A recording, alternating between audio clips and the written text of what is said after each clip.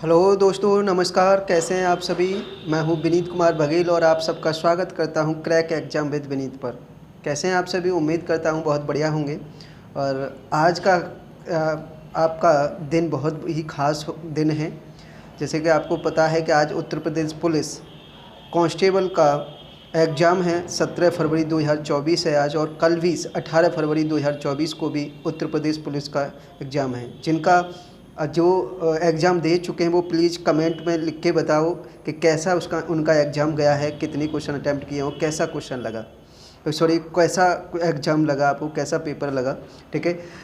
और उसी एग्ज़ाम की फर्स्ट शिफ्ट जो 17 फरवरी 2024 को जो आज फर्स्ट शिफ्ट में जो उत्तर प्रदेश पुलिस का एग्ज़ाम हुआ है उसके ओवरव्यू लेकर आया हूं मैं कि किस किस तरीके के क्वेश्चन आए हैं और क्या लेवल रहा है क्वेश्चनों का और किस टॉपिक से कितने क्वेश्चन लिए गए हैं। ये सेम मैं आज के लिए तो नहीं कुछ कह सकता, लेकिन कल जो 18 फरवरी 2024 का जिन लोगों का एग्ज़ाम है उनको डेफिनेटली मदद मिलेगी इस सेशन से।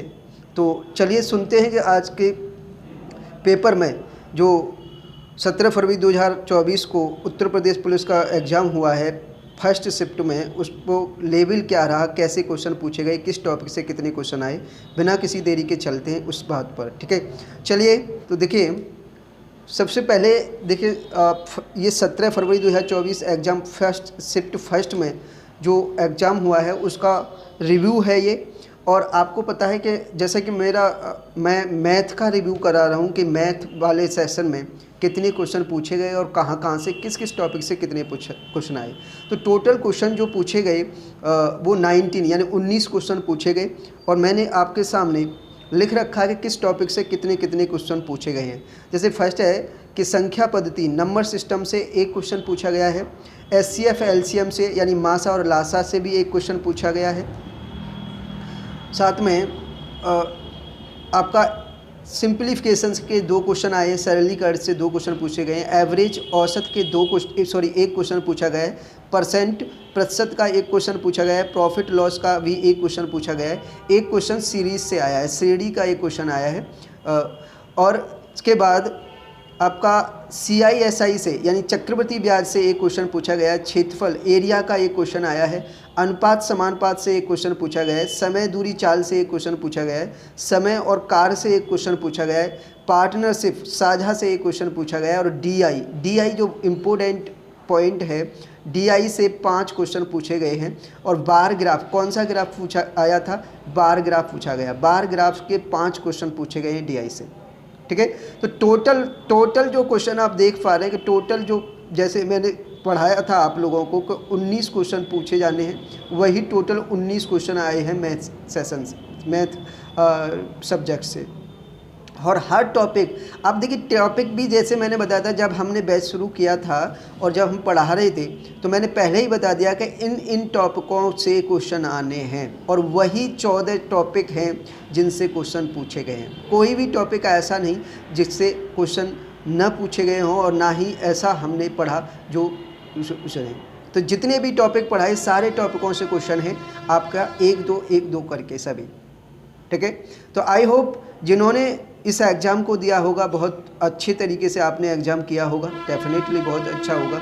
अब बात आती है कि सर लेवल क्या रहा। तो देखिए, मैं मैथ के क्वेश्चन लेके आया हूँ, मैथ का लेवल चेक करना मेरे हिसाब से। देखिए, वैसे आप जो भी है आपका ओवरव्यू जो भी है, मैंने बच्चों से पूछा भी, कुछ बच्चों का व्यू देखा तो उनका था कि सर थोड़ा सा मॉडरेट था। लेकिन मेरे हिसाब से इसका जो लेवल रहा है इज़ टू मॉडरेट रहा है।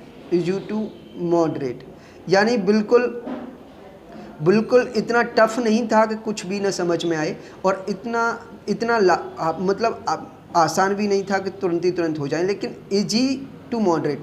और डेफिनेटली इजी का ज़्यादा वेटेज है। इजी क्वेश्चन ज़्यादा थे, मॉडरेट 4-6 क्वेश्चन वो होता ही होता है। हर एग्जाम में 4-6 क्वेश्चन ऐसे होते हैं जो मॉडरेट होते हैं, बाद बाकी इजी होते हैं। वही लेवल रहा जिस लेवल को हमने पढ़ा था। ठीक है।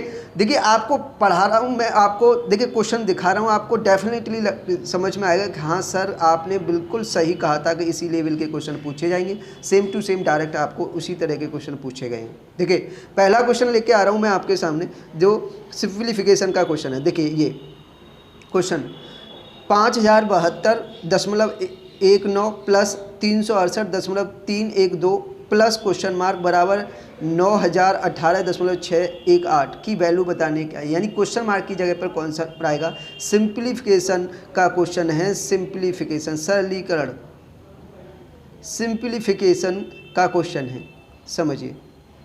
तो देखिए करना, देखिए वैसे तो सबने आंसर कर दिया और अब देखिए करो, और जो दशमलव संख्याओं को जोड़ना है और घटाना है, बस इतना करना था। आप करके देख सकते हो, अदरवाइज देखिए यूनिट डिजिट से भी पढ़ सकते हो। तो देखिए यहाँ जोड़ना क्या था, 5072.19 में कितना जोड़ना था, 368.312 जोड़ना था। आपने जोड़ लिया, 2 9 6 15, 9 और 6 15 और 3 और 1 4 1 5 दशमलव यहाँ लग गया, 8 और 2 10 का 0, 7 और 6 13, 13 और 1 14 और 3 और 1 4 और 5, ये हो गया 5440 दशमलव, सॉरी यहाँ पर ये 2 है, ध्यान रखना 2 है, 552। ठीक है। अब जब इस क्वेश्चन मार्क की वैल्यू निकालें तो इसको इधर पक्षांतर करेंगे तो ये वैल्यू 9018 है, जो बराबर के राइट हैंड में दे रखी है 118, इसमें से 618, इसमें से ये वैल्यू घट जाएगी कितनी, 5440.552। वैसे तो यूनिट डिजिट से ही पता चल रहा है कि 8 में से 2 गया तो 6, यानी क्या आएगा, इकाई अंक 6। तो ये 2 ऑप्शन से वैसे ही हट गए, बी और डी, ये तो हो ही नहीं सकते, या तो ए होगा या सी होगा। अब देख लिए ये 11 में से 5 गए तो, सॉरी हाँ 8 में से 2 गए तो 6, और यहाँ से ये गलत तो नहीं होगा, 9 1 है, सॉरी ये 1 है, 6 नहीं है 1 है, 9 और 1 10, 10 का 0, ये 0 आएगा, सॉरी मिस्टेक। तो 1 में से 0 गया तो 1, और 6 में से 5 गया तो 1 दशमलव, यानी 1 1 6 तो इन दोनों में कॉमन ही था। इसके बाद यहाँ से देखिए 8 में से 0 गया तो, ठीक है 8 में से 0 गया तो 8, बस ये रहा, ये करने की ज़रूरत ही नहीं, ये रहा, ये तो बन आ रहा है, इसका मतलब ये भी गलत। ऑप्शन नंबर ए बिल्कुल सही था। पूरा करके देख लो ना देखो तो कोई दिक्कत नहीं, यहीं से पता चल गया, समझ गए, इतना आसान था, समझ गए। नेक्स्ट क्वेश्चन देखिए, एक और देखिए सिंप्लीफाई के क्वेश्चन, सिंप्लीफिकेशन ये भी करना है, सरल करें। 17.28 भाग x और बटे में 3.6 गुणा 0.4 बराबर 2 है, तो यहाँ से x की वैल्यू बतानी थी। यानी मैं ऐसे लिख रहा हूँ, ऐसे लिखा हुआ था ये क्वेश्चन, 17.28 भाग x और डिवाइड में 3.6 गुणा 0.2 बराबर वैल्यू 2। ठीक है। अब देखिए कितना आसान था, पहले तो देखिए यहीं से यहाँ गुणा कर लें, ये तो 17.28 है ये, और भाग इसमें x का है। ये सब वैल्यू यहाँ बटे में थी, इधर जाएगी तो इधर गुणा में जाएगी कि नहीं, तो इधर क्या हो जाएगा 3.6 गुणा 0.2, और इधर 2 और था उसका और गुणा हो जाएगा इस 2 का, तो 36 दूनी 72 और 72 दूनी 144, 72 दूनी 144, ये हो जाएगा 17.28 में भाग किसका करना है, x का, बराबर यहाँ से जब इसको गुणा करेंगे 36 दूनी 72 यानी 0.72, और उसमें 2 का गुणा तो 1.44, कितना आ जाएगा 1.4, 72 दूनी 144। और जब x की वैल्यू निकालेंगे तो ये वैल्यू यहाँ डिवाइड हो जाएगा, यानी 17.28 में 1.44 का बराबर स्थान पर पॉइंट है तो पॉइंट हट जाएगा, ये हो जाएगा 1728 और ये 144, 7 चौक 28, 7 चौक 28, 4 28 और 2 30, नहीं 7 बार नहीं जा रहा, कितनी से 4 से काट लो पहले, ठीक है, 4 चौक 16, 4 तिया 12, 4 दूनी 8, और यहाँ से 4 तिया 12, 4 छक्के 24, ठीक है, 3 2 5 और 4 9, अभी 6 से कट जाएगा, 6 छक्के 36, ये हो जाएगा 6 सत्ते 42 और 6 दूनी 12 72 और 6 से इसको भाग करेंगे तो 12 चुक 72 कितना आएगा 12 12। ऑप्शन नंबर डी बिल्कुल सही था। ये सिंप्लीफाई करना था। देखिए ये सरलीकरण के 2 क्वेश्चन थे, ठीक है। इसके बाद देखिए नेक्स्ट क्वेश्चन देखिए कितना आसान। दो संख्याएं 13:9 के अनुपात में, यानी दो संख्याएं उनका अनुपात 13:9 दे रखा है और साथ में उनका एचसीएफ, ये एचसीएफ एलसीएम का यानी मासा और लासा का क्वेश्चन, एचसीएफ यानी मासा दे रखा है 13, तो बड़ी संख्या। मैंने देखिए अगर आपने मान लीजिए क्लास भी न की हो, लेकिन अगर मेरे मॉक टेस्ट भी आपने लगाए होंगे तो डेफिनेटली मैंने ऐसे हर मॉक टेस्ट में एक क्वेश्चन दिया है जिसमें संख्या अनुपात में दे रखी है, उनके बाद उनका मासा दे रखा है, तो कोई संख्याओं का अंतर पूछ लिया, बड़ी और छोटी संख्या का अंतर या बड़ी छोटी संख्या का योग। तो मैंने बताया था कि अगर संख्याओं का रेशियो दे रखा है और संग में मासा दे रखा है यानी एचसीएफ दे रखा है, तो आपको क्या करना है, डायरेक्ट इस मासा का इसके रेशियो में गुणा करना है। जैसे 13 भाग है तो 13 में 13 का गुणा इसका मासा 13 है। ये 9 रेशियो 9 में 13 का गुणा, तो 13 गुणा 13 करेंगे 169 और 13 117 117, ठीक है। तो बड़ी संख्या कौन सी होगी 169, लो 169 ऑप्शन नंबर डी। इतनी देर के क्वेश्चन बताओ क्या दिक्कत थी, है आसान नहीं था आसान, ठीक है। नेक्स्ट क्वेश्चन, 6 संख्याओं का औसत 3.75 है, इनमें से 2 का औसत 3.2 है जबकि अन्य 2 का औसत 3.55 है, तो शेष 2 संख्याओं का औसत क्या है। ये एवरेज का क्वेश्चन बहुत खूब पढ़ा है। 6 संख्याएं, 6 का औसत कितना है, 6 का औसत दिया है आपको 3.75। मैंने बताया था कि जब भी औसत निकालोगे आप क्या निकालोगे, योग जरूर निकालना, यानी योग निकालना। योग निकालने के लिए यानी टोटल निकालने के लिए क्या करते हैं, औसत में संख्याओं की संख्या से गुणा कर देते हैं। तो 3.75 औसत है और कितनी संख्याएं, 6 का गुणा कर देंगे। 6 का गुणा करेंगे तो 6 पंजे 30, 6 सत्ते 42 और 3 45, 6 छक्के 36, 36 और 6 तिया 18, 18 और 4 22, 22.25। ये हो गया 6 संख्याओं का औसत। अब कह रहा है कि इनमें से 2 संख्याओं का औसत, इन्हीं में से 2 संख्याओं का औसत कितना, 2 संख्याओं का औसत 3.2 है। अगर 3.2 है तो इनका योग कितना हो गया, इन्हीं 2 संख्याओं का 3.2, ठीक है। 3.2 का गुणा 2 से करेंगे तो 6.4 हो गया, ठीक है। नेक्स्ट, और अन्य 2 संख्याएं हैं उनका भी औसत कितना दे रखा है, इन्हीं दो संख्याओं में से 6 संख्याओं में से अन्य 2 संख्याएं हैं जिनका औसत 3.55 है, तो इनका योग कितना हो गया, इसमें फिर गुणा कर दो 2 का, 2 पंजे 10, 2 पंजे 10 11, 2 तिया 6 1 7.12।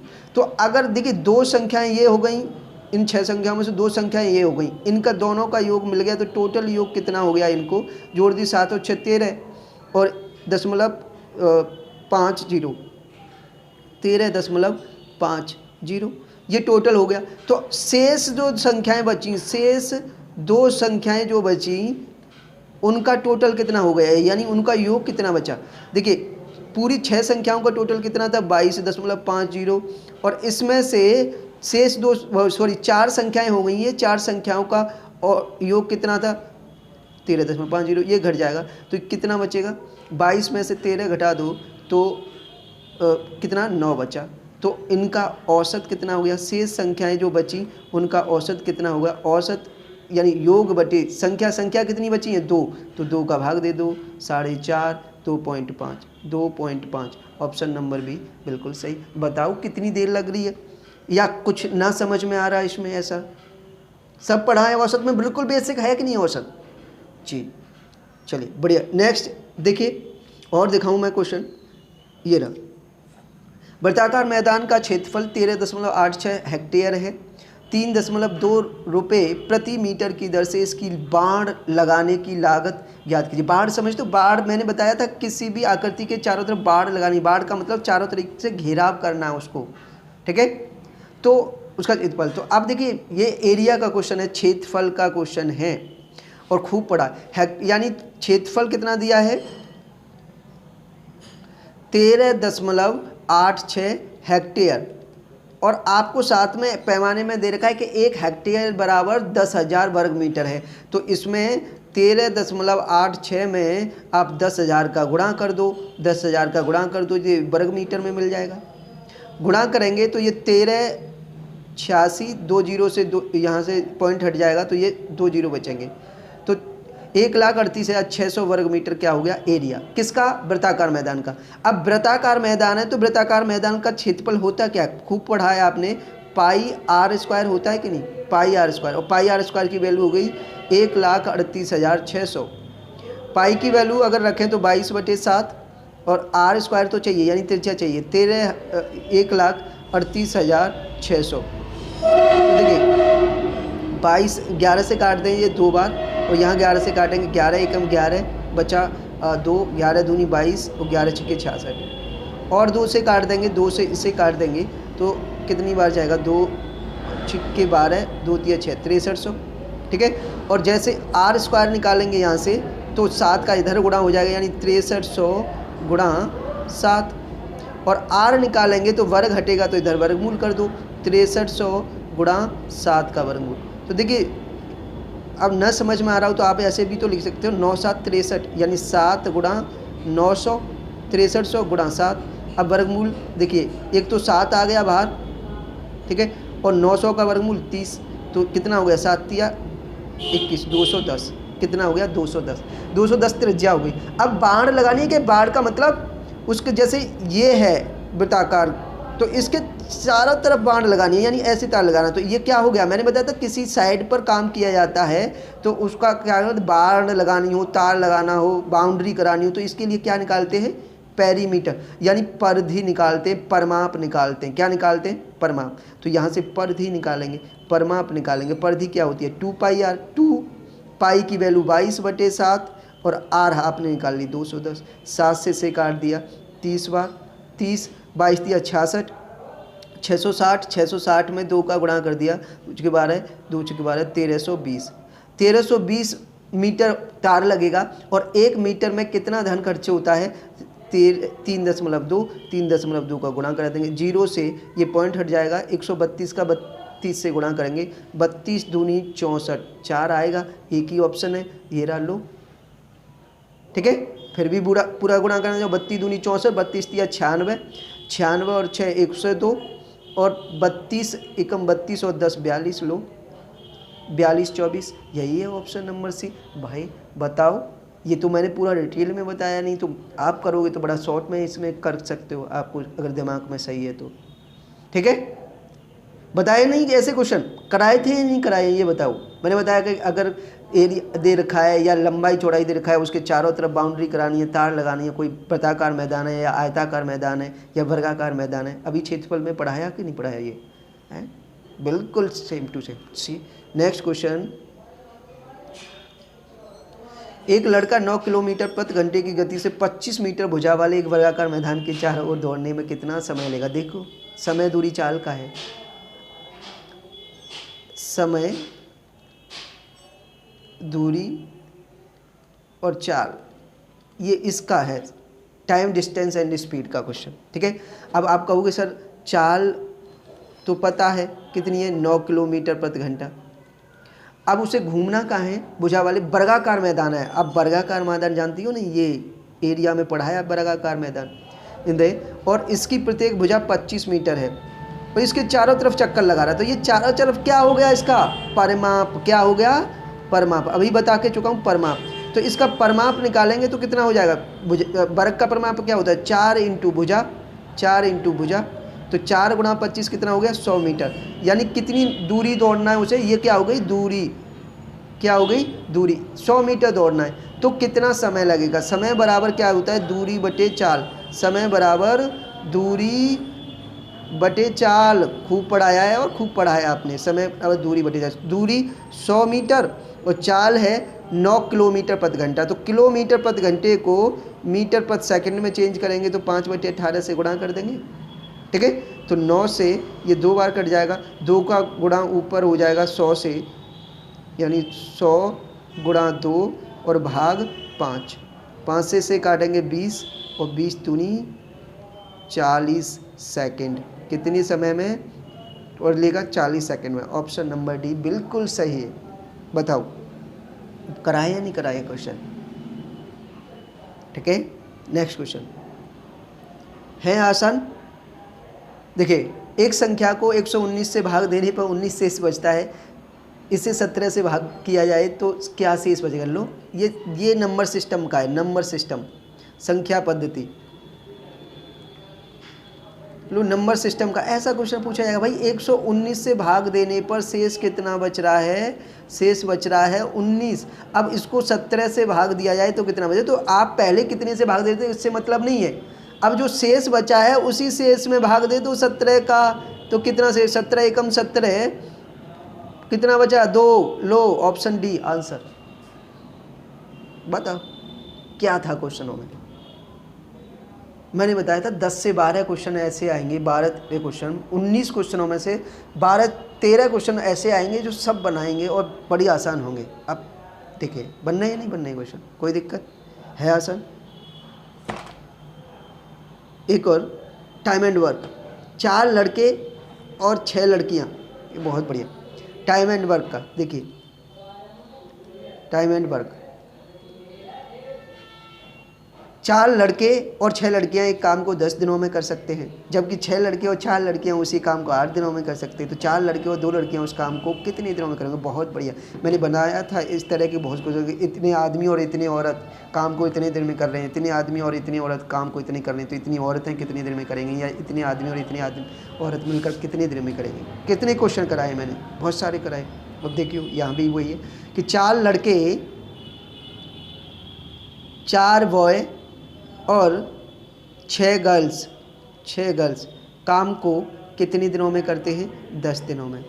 और उसी काम को 6 लड़के यानी 6 बॉय और 4 गर्ल्स यानी 4 लड़कियां कितने दिन में करती हैं?